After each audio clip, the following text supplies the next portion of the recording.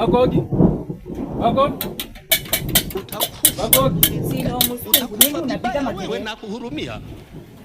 Mama, yani umekaa tu nde na hakuna maji ya kunywa kwa nyumba. Umekaa tu nde kama lilipo ndilika. Na sio uchukue mpira uende maji.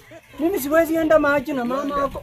Wewe mtu mkubwa huko alafu mtoto mdogo aende maji. Mimi nikuende kwa maji ya kunywa msungu. Mama, sasa unajua sasa niko busy.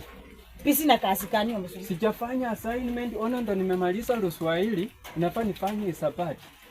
Uchafanya nini ya msungu? Hisabati. Uchafanya assignment? Walikupatia assignment mwezi wa 10. Kama sasa hivi uchafanya assignment?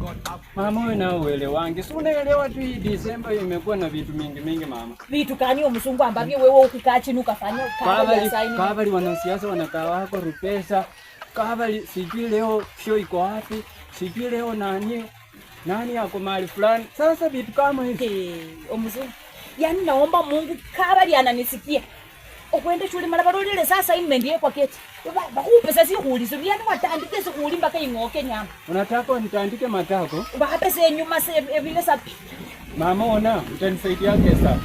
Hesabu gani mama? Kuna ile hesabu ya reciprocal.